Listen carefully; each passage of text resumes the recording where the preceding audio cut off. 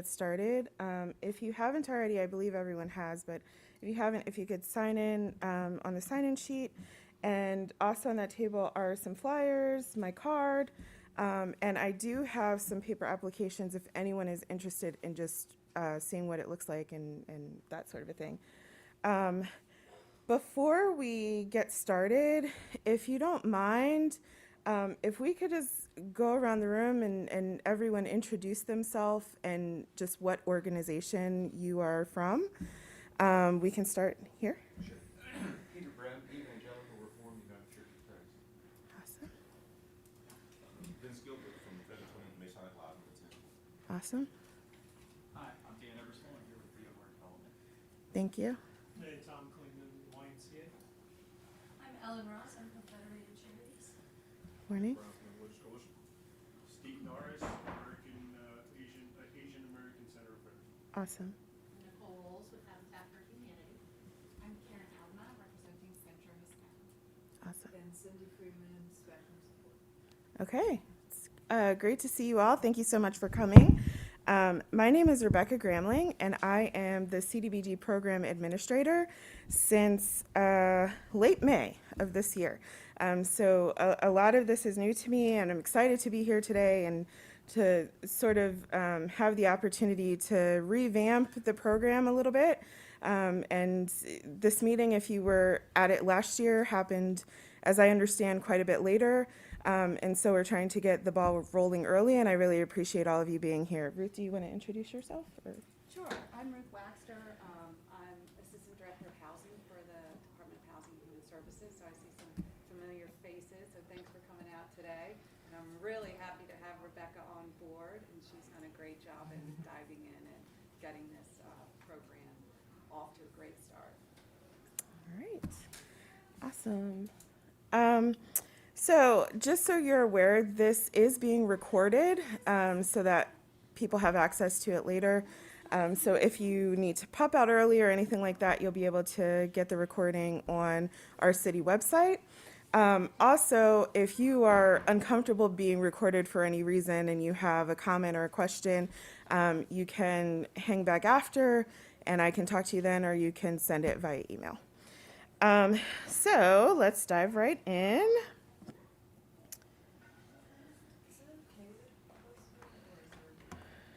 Hello. Good morning. It is okay to close the door. Dave, just be aware, if someone else comes, it does lock. So if you could. Locks, I'll let him in. Okay. All right. So today's agenda, we sort of have a three-part session here today. First, I'm just going to do an overview of the program. If you do decide to apply, there will be a more in-depth subrecipient orientation early next year. And so this is just designed to give you an overview of the CDBG program as a whole. Part 2 will be an application walkthrough. I'll show you the details of the application and what's required for you to complete it. And then finally, we will offer the opportunity for individuals and organizations to offer views concerning the housing, community, and economic development needs in the city. So let's dive right in. So the basics. The Community Development Block Grant Program is a federally funded, flexible program that provides communities with resources to address a wide range of unique community development needs.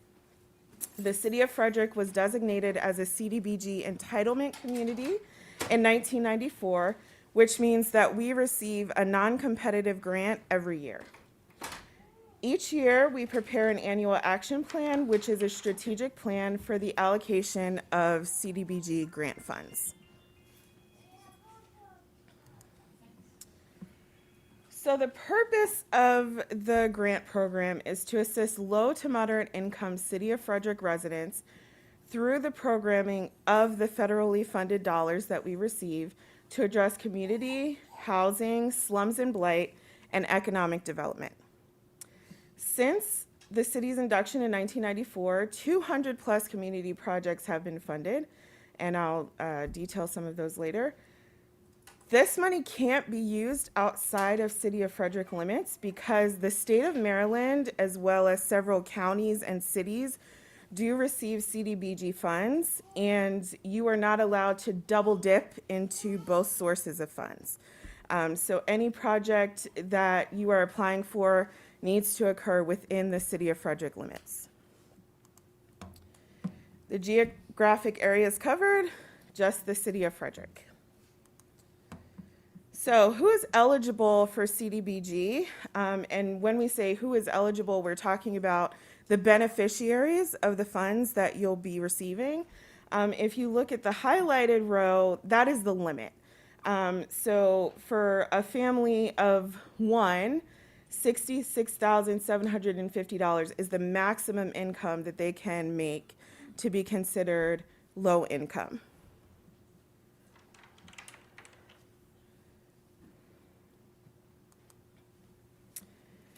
So in order to receive funding, you do have to meet one of the national objectives. The national objectives include benefit low and moderate income persons. That is the objective that most projects do meet. Aid in the prevention of elimination of slums or blight. Meet community development needs having a particular urgency. Also, I forgot to mention, but this slideshow will be available on our website. It actually already is.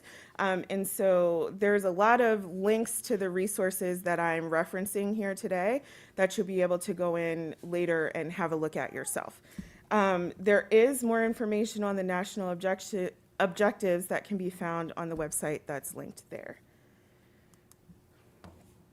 So in addition to the national goals, the City of Frederick CDBG program has 5 categories of local goals to address some of the needs identified in our 5-year strategic plan known as the Consolidated Plan. Each project funded by our program must meet at least one of the goals and be able to demonstrate measurable success at the conclusion of the project. These goals, along with input from City of Frederick citizens, inform the development of our annual action plan. So you'll notice I said 5 goals, but there are 6 listed here. That's because one of those goals involves just the running of the program itself. But the other goals include housing strategy, homeless strategy, special needs strategy, community development strategy, and economic development strategy. You can find the details of all of these strategies in our 2023 annual action plan, as well as our 2020 through 2024 consolidated plan, both of which are available on our city website. So there are 2 project categories. The first category is public service.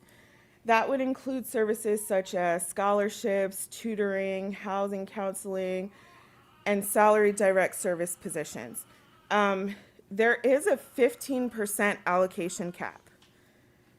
That means that programs that are public service do receive smaller award amounts, typically.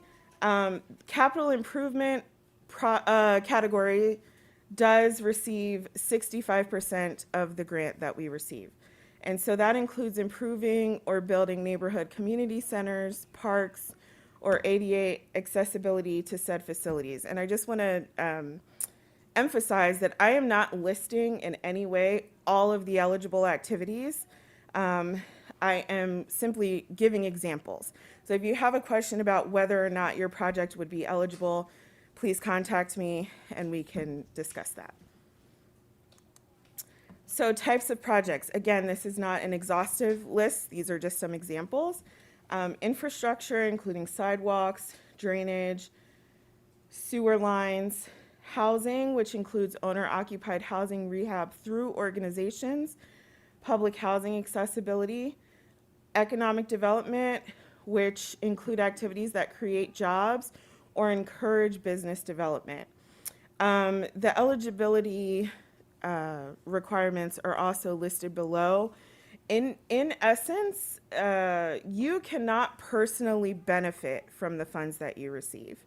The idea is to benefit low-income residents of the city of Frederick. And so any of the eligibility requirements are going to refer to the individuals who will benefit from whatever program you are running. So, as I stated before, this is in no way representative of all of the eligible activities.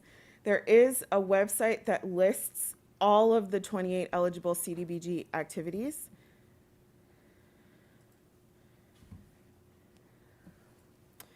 And we're just going to hop to that website because you do want to scroll down to where it says basic eligible activities to be able to see all of those 28 activities, and it gives exhaustive detail of what they entail. So if you have a question about an eligible activity, of course you're able to contact me, but this is an exhaustive list that gives you all of the activities that are eligible.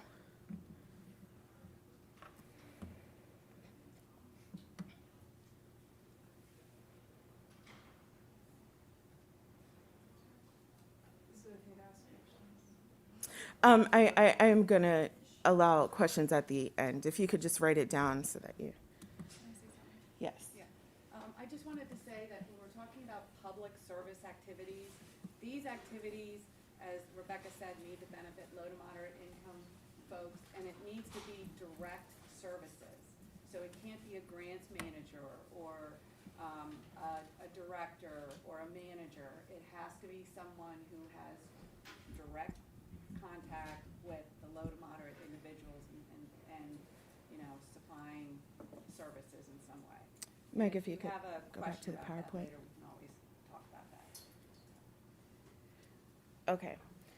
So to name a few of the eligible activities, public facilities, community centers, clearance or acquisition, housing services, construction, and homeowner assistance are all eligible activities.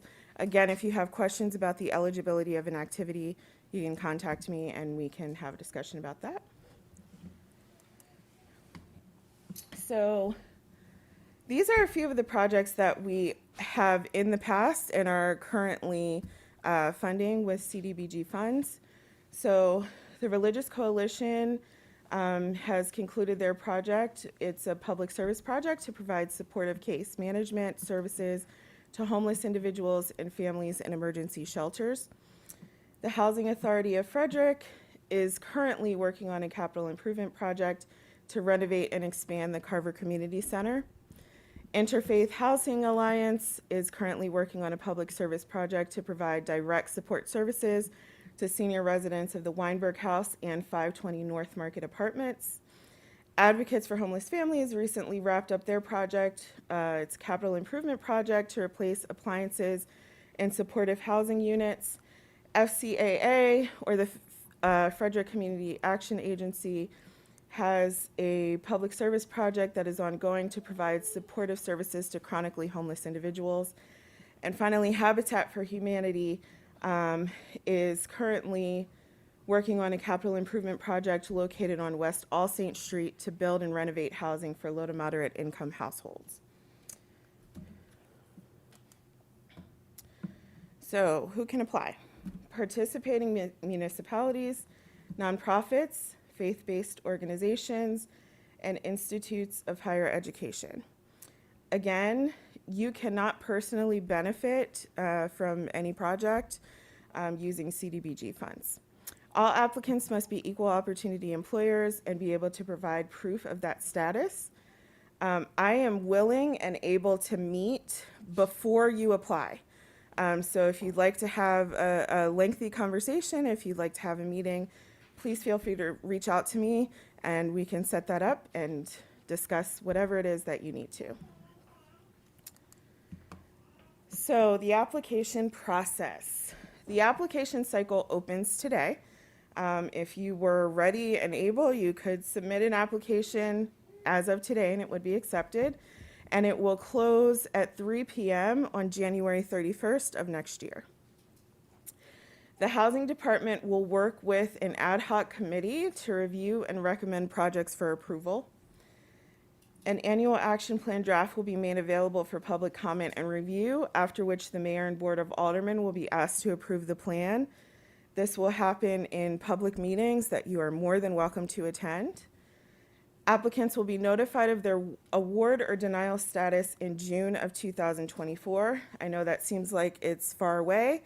The reason for that is we have to submit our annual action plan. It has to be approved. And also we have to know how much funding we're receiving from HUD before we can give out awards. Work must not begin until after funding has been awarded and environmental reviews are complete. This applies more specifically to capital improvement projects.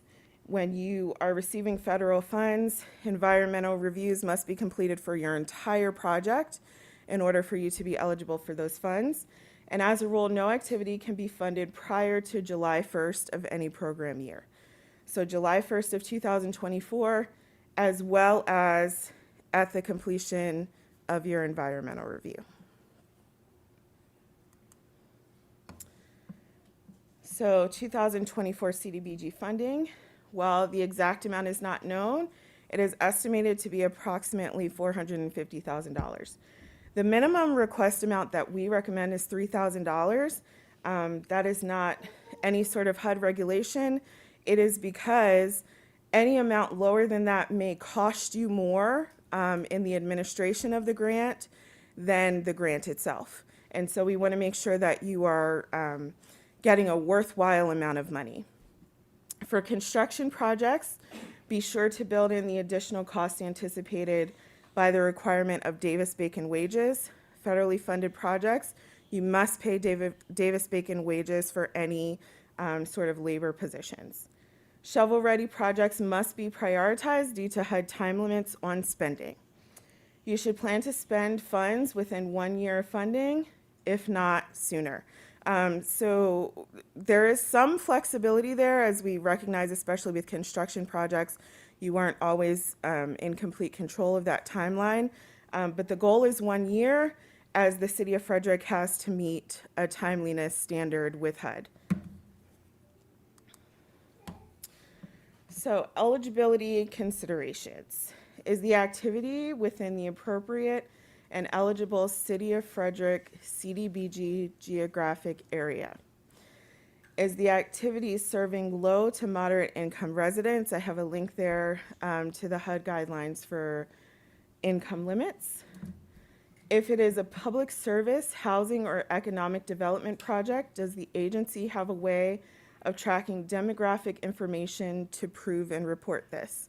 That's a very important aspect. We cannot refund any accumulated costs without that demographic information. If it is a facility or infrastructure project, is it within a low to moderate income area? And we're going to hop over to the tool that you can use to figure that out for just a moment, because it isn't the most user-friendly. But if you go to the website that's linked here, what you want to do is just type in the address of where your project will occur. And you're looking at a block group, which you'll see in just a moment. So once you type in the address and the block group appears, you may have to, I think, Mike, you're going to have to deselect the other. So you want to deselect everything but LMS ID by block group, because we're looking at the block group. And once you click on that, if you click on the arrow there, you're looking at low mod percent, which is pretty far down on that list. And what you want to make sure that that low mod percent is 51 or higher. That means that more than half of the population in that block group is low to moderate income, which is the HUD requirement.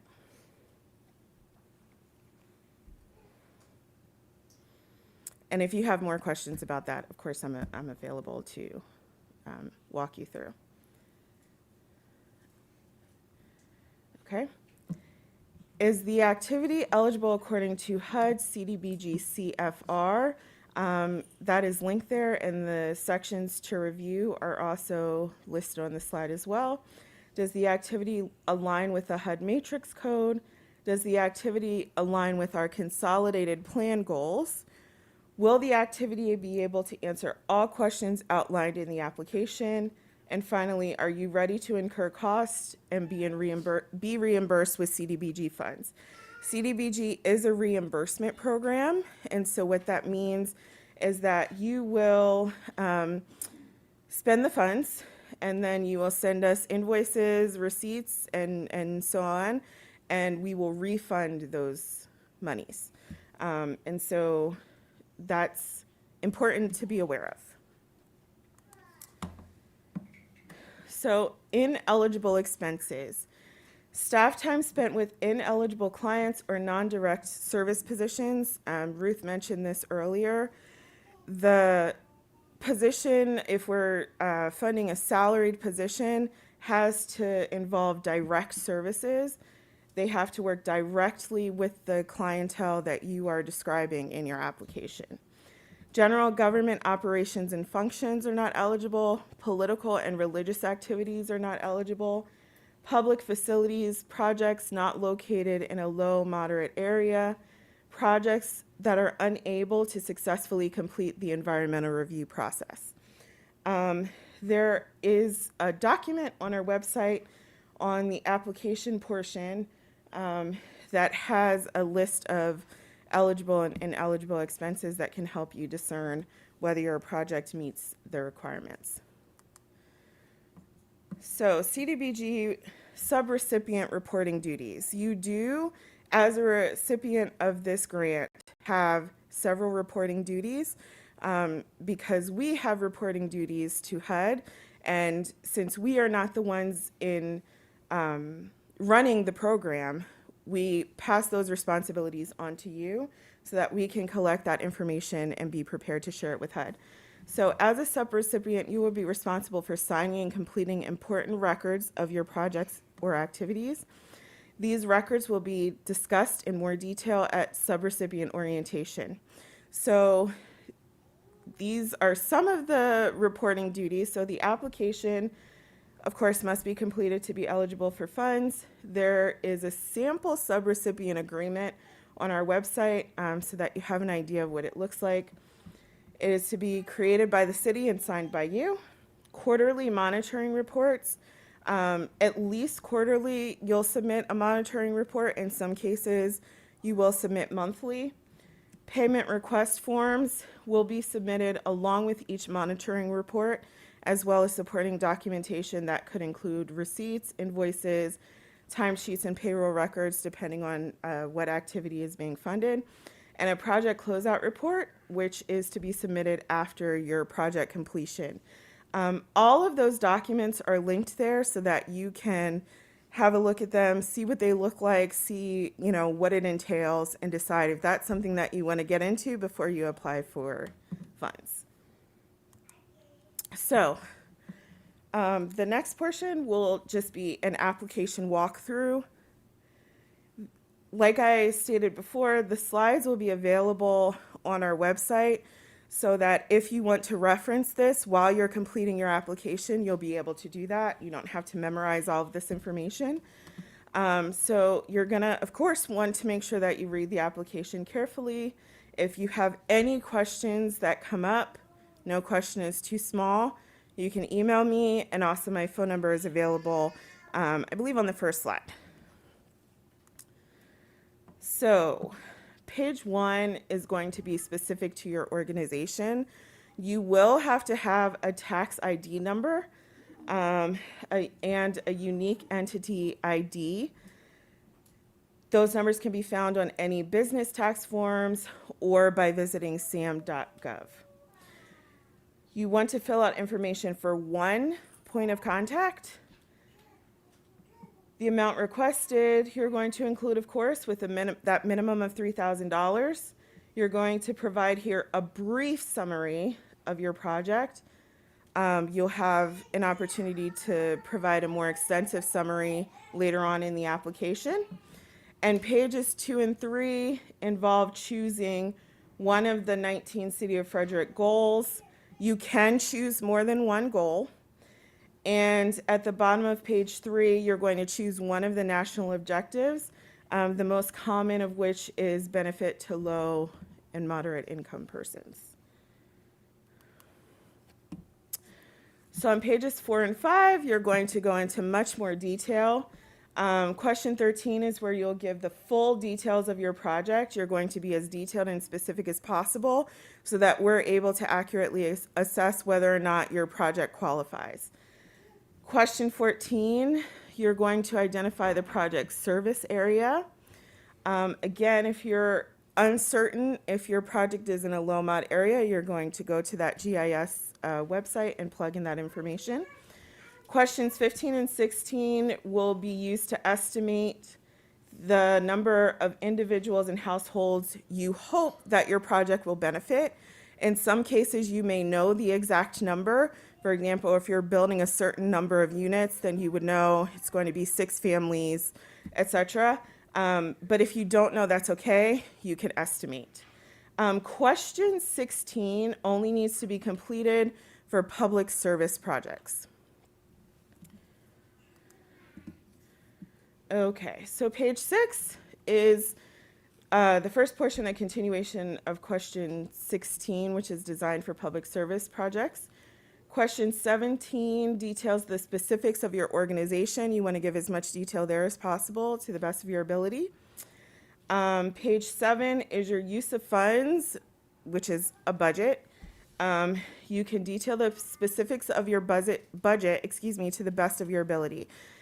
You will have the opportunity to update that at a later date, so being exactly precise and correct is not super important in the application. The source of funds also don't have to be exact. It's just what you know at the time that you're filling out the application, and you will have the chance to update it later. So page 8 will be your time schedule. This is, of course, a prediction of when you are hoping to complete tasks within your project. This is, again, to the best of your ability. You'll be able to update it later. Okay, so pages 8 and 9 are just a review of the documents you'll need to include with your application, the instructions for the deadline and application submission. Your application should be signed and dated by the director of your organization that you listed as the point of contact on page 1. And you'll submit your completed application via email no later than 3 p.m. on January 31st. If you're going to email, you will email to cdbg@cityoffrederickmd.gov.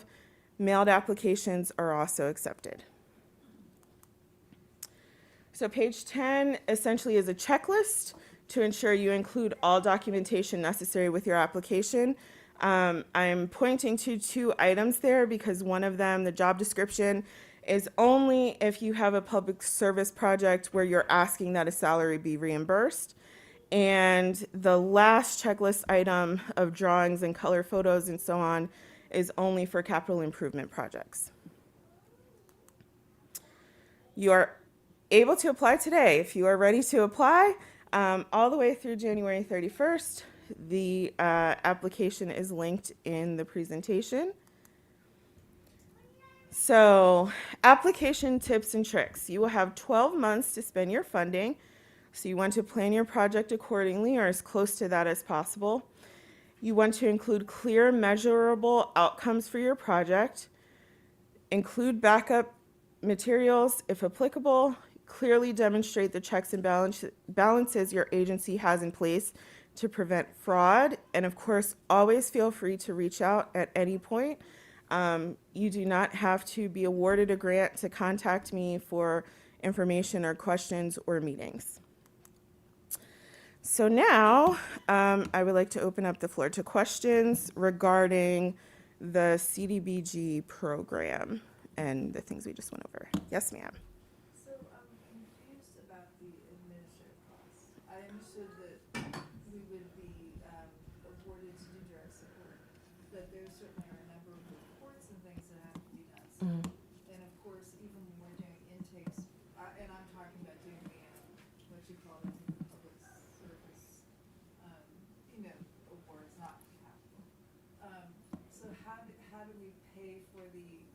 doing the report, are you saying there's not even an admin cost that can be included with our direct support hours? That's right. So if you are being reimbursed for direct support hours, that is only through payroll records. So whatever hours that direct service employee worked, that's what you'll be reimbursed for.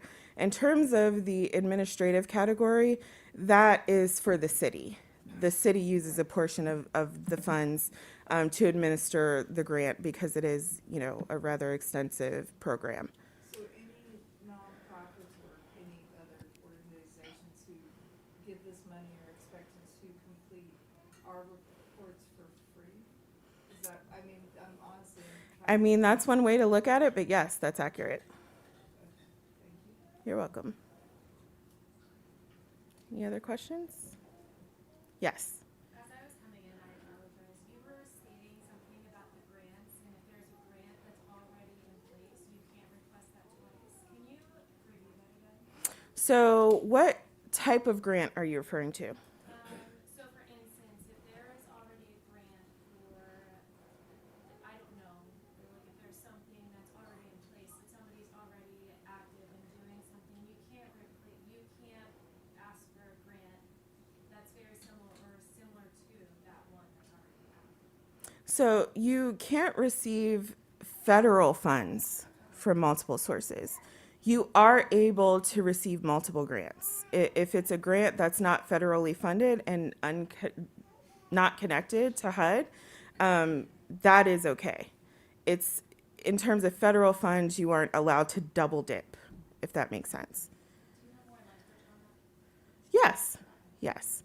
So you're saying, for instance, a federal ARPA fund that we're doing through the county, as long as it is not HUD, it's okay. So, what are you saying? As long as it's not. You can't use HUD funds in some other federal source to pay for a service to a particular client for the same activity. Okay.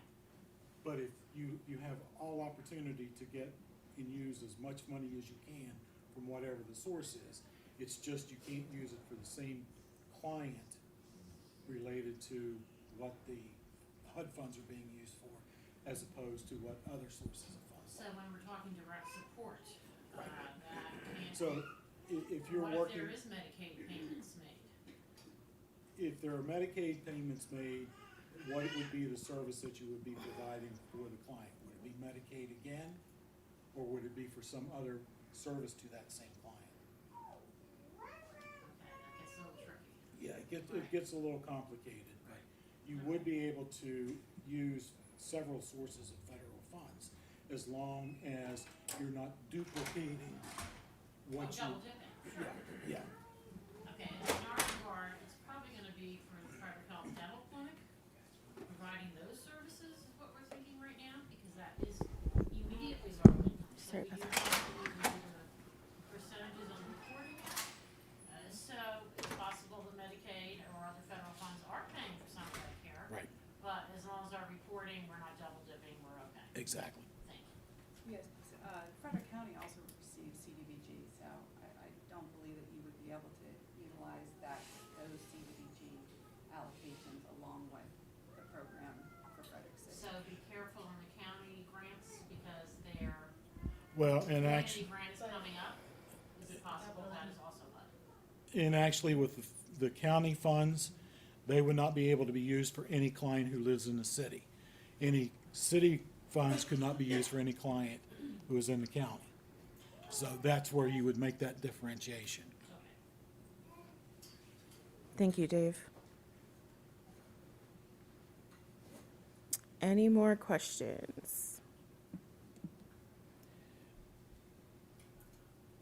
If I can ask a question, how many of you all have applied for a unique identity identifier number? Did you do the full and complete registration? Yes. Because I've run into a number of folks who get the number, but they haven't done the entire registration, and it takes a while. So you do need to apply for your UEI and do the complete registration at sam.gov.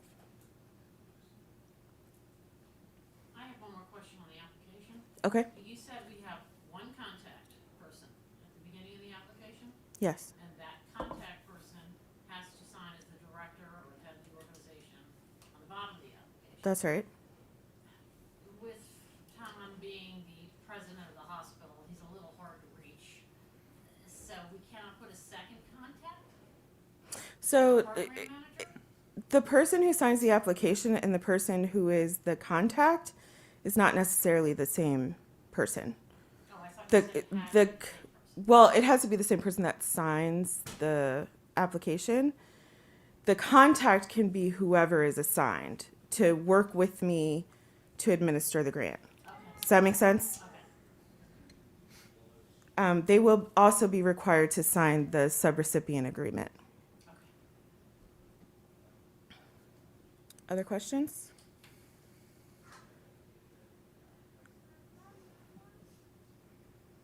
Okay.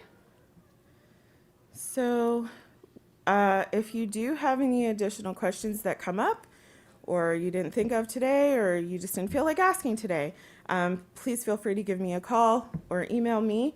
Our website has many resources regarding this grant, and it will also include the slides from today that you can refer back to if there's anything that you've forgotten or just want to use while you're filling out your application.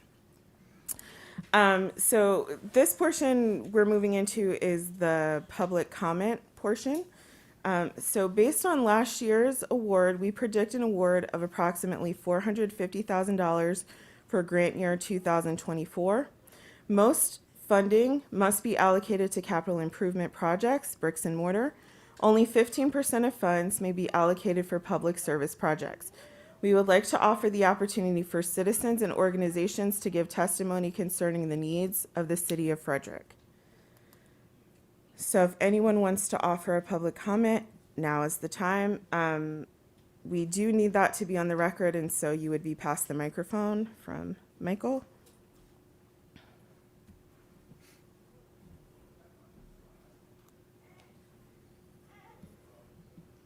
No public comment. Could you be more specific about what you're looking for public comment? Do you have any suggestions, ideas, any issues that you've noticed in the city that you would like to see addressed through CDBG programming? Yes, not just general issues. Can't handle that here today. I have to laugh, having lived in the city for 37 years. Okay. Yes, ma'am. Mike, we have a, can you?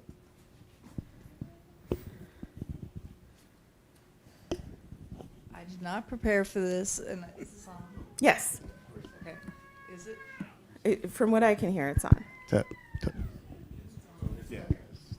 Thank you.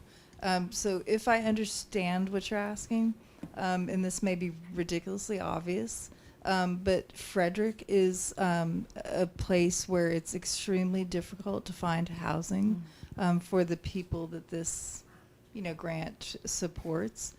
So the more the monies can be used to expand the number of units, I guess, for people in low and moderate income, it would be helpful, because I know I have many staff who are not able to live in the city of Frederick or the county of Frederick, but I know we're talking about the city, because there is not available housing at their income level. Thank you so much. Mike, back there. I'd just like to expand on that a little bit. Mary Ellen Mitchell, I'm CEO of Housing Frederick. The issue with the funding, I would love to see directed to housing that supports people who make 30 to 40% of the area median income.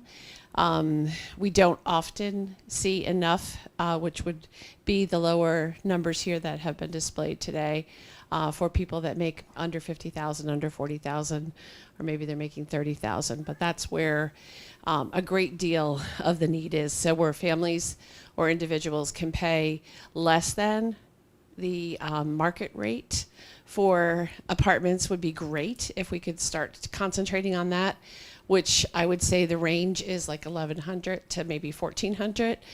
There's a real missing piece in the market for families that and individuals that can only afford to pay up to that amount. Thank you.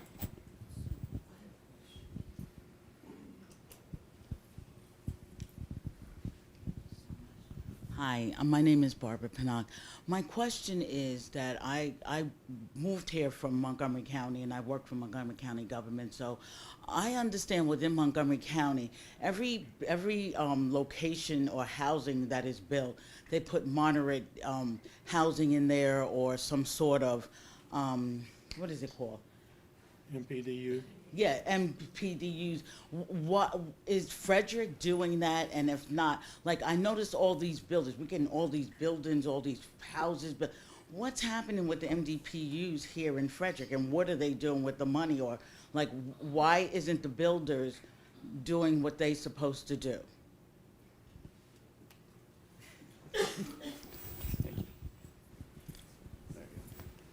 So this is a little bit different program than MPDU.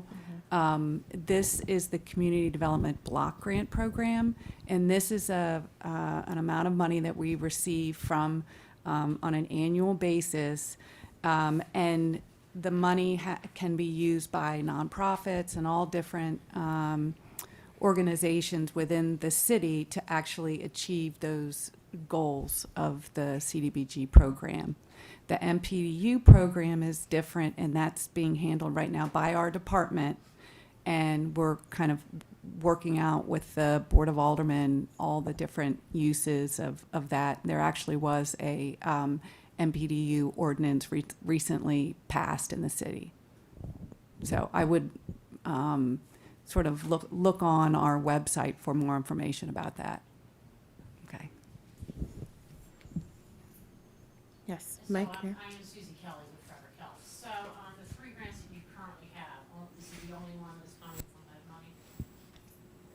There's 3 grants currently with the city that are available to be applied for.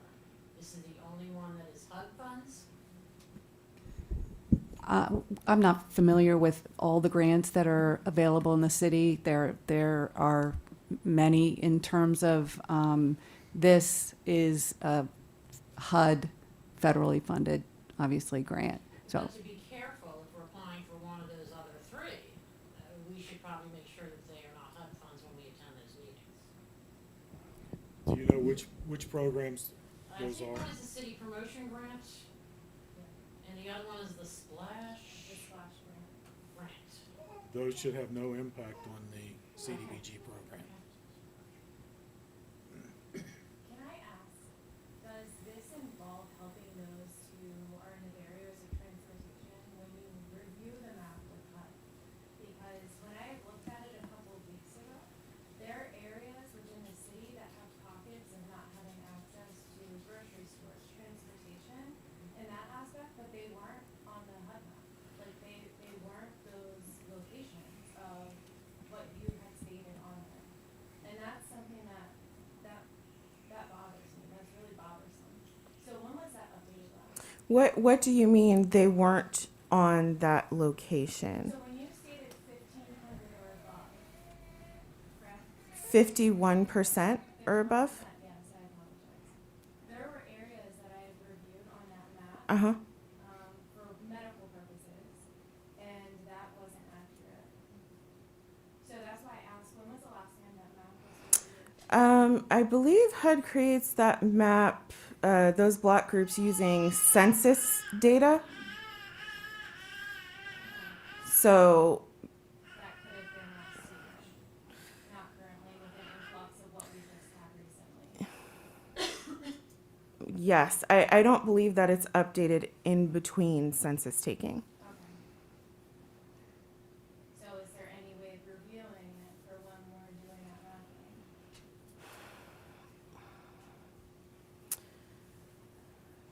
The short answer is yes. It involves quite a bit, but yes, there is a way. There is a way. If you're talking about area, you're only looking at area if it is, what is that called? just construction type. If it's, grants. for example, a park or something along those lines that's not within a certain area, then you would need to look at the area. But if you're providing direct services to low to moderate income individuals, you don't need to look at the area. So you're saying that you only have to look at the area if it's a capital project? Correct. Or we go to low income servicing areas because of the request that we had an uptick in. So that's why I asked. So if you might have a couple of locations that might balance out, that leaves them. What do you mean by locations? Are you looking to build a location or are you looking to service at a location? So I'm Brooke from Love for Laughlin Foundation, and what we do is we bring the resources to the community because they have the barriers of coming to us, Okay. and that's why I ask. So for them, we've had an uptick in areas that we've never had before. So when we were reviewing the map, it didn't show on the HUD map, but when we're going there, they're having the barriers of accessing us. You're providing direct services. Direct services. So to- flu vaccines, COVID test kits, those who had to sell their vehicles for money, the transit buses haven't been able to get to them because it's not a place that they go to yet. So that's why I'm asking. It shows that they're in a location that's not HUD, but they are. When you're providing direct services to individuals, you look at their specific income limits. You don't look at the area where they live. But they have recently had a significant impact in those locations. It's not just one, it's several. It's several. It's several in that location. I hear what you're saying, but Okay. the information that you would collect would be the income of those individuals that you're serving. Okay. Michael, I apologize because maybe I'm not explaining it well. Yeah, so We can- just in other words, if you would go to, say, an area where that number is, maybe there's a very small percentage of low to moderate income areas, you could service those people as long as they're low to moderate income and because everybody that you serve, you're going to have to take down information about that person. And you're going to have to, if we would come into, or when we come in to audit you, we would have to see the people that you actually serviced. And as long as those people meet those income guidelines, then you're okay, whether or not they live in, different pockets of the county that were on that map or not. Does that answer your question? It does. Like Whittier is not on that map. That's HUD. Right, Whittier is HUD. right, but. That's just an example. So that's all I'm saying. Yeah, so there are still people in those pockets that are low to moderate income and can be serviced by a public service grant, okay? One of the things that you could do would be to provide taxi vouchers or something to those folks that are income eligible so they could get to your facility to receive that particular service. I was just speaking for others in the room, that's why I was asking. So if they review the map, then it's stated not eligible, but it truly would be for those that they might be serving.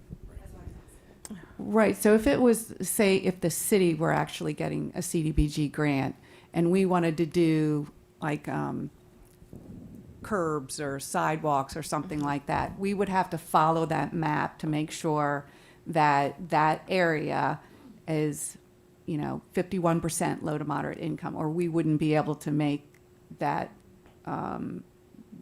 those curbs or sidewalks or whatever we were doing, that improvement, at least not with CDBG funds. Okay. Are there any other comments or questions?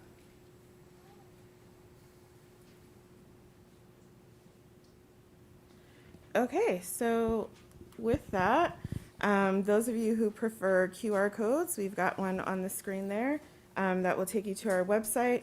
I've got a few paper applications here if you'd like to review one. I am available if you have any questions before you go. If you didn't already, I'd like to ask for you to sign in using our sign-in sheet at the front here. And thank you so much for coming. I really appreciate it. I'm available for questions or whatever else you have. Thank you so much. Thank you.